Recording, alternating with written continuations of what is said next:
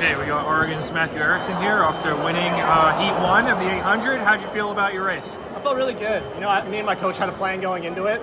The big goal is to be able to make the right decisions at the right time, on the fly. That's something I've been working on all season. And I thought I was able to do that today, which I was really happy about. Like, whether the outcome was what it was, my big goal was just to go in and execute correctly. And I feel like that's what I did today, so I was really happy about that.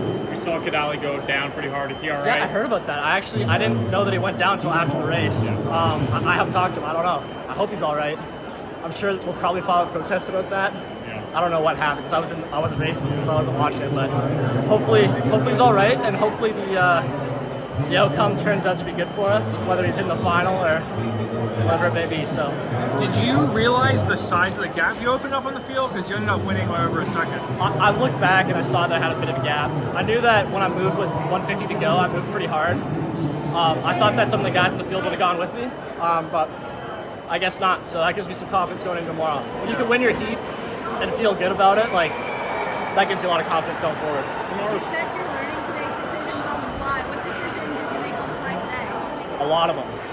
One of the big ones in indoor is learning how to brake at like 150, being able to feel out the field and get in a position that you want. It's really hard to do that because it's a really short track, so it's only a 50-meter straight. So that decision you got to make really quickly. I thought that I did that well today. Also, like, feeling out the field to know like where to close and when to do it. You kind of got to judge like where you're at and where the field's at. And today I feel like I did a really good job on that. Why do you think people have been running so fast in the 800 this year? My theory is that it's a lot of strength that's going on. A lot of these NCAA 800-meter runners and milers, like everyone that's a distance runner is doing more volume. The strength is better than ever. A lot of these 800 guys have PB'd in the mile this year. I mean, I ran my first sub-4 this year. I think that gave me a lot of confidence for the 8. If you're a mile, running a good 3K would give you a lot of confidence. Same on the pro scene. I mean, Cole, an old teammate of mine, last year PB'd in the 5K, and that gave him the strength to be able to run 327 to the 1500. I think that strength-oriented stuff works really well. You see it with all the top guys. And I think that in the 800 and the NCAA, you see it too. Speaking of how fast the 800 is, I think a lot of people are expecting tomorrow's race to be historically quick. What do you expect out of the time? Do you think it's possible to get that NCAA record? This entire season, I haven't thought once about time, to be honest with you. Like, obviously qualifying for NCAA, you got to run a specific time. And I just did that in the heats and Big Tens. But going into tomorrow, time's the last thing on my mind. I want to worry about going in, executing the race that I want to run, and whatever the outcome is what it is. Have you always trained as more of like a strength-oriented 800 guy, or has that changed since you started working with Jerry? When I was in high school, my coach was strength-based. My hometown doesn't even have a track, so I was doing like strength work on grass like 99.5% of the year. Coming into college, my first year was with Ben Thomas.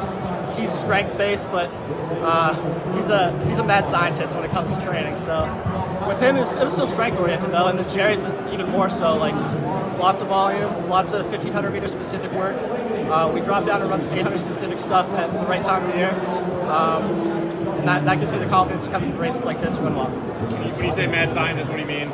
About Ben? Yeah. You'd have to ask Cole and Cooper about that. That's a quote from them.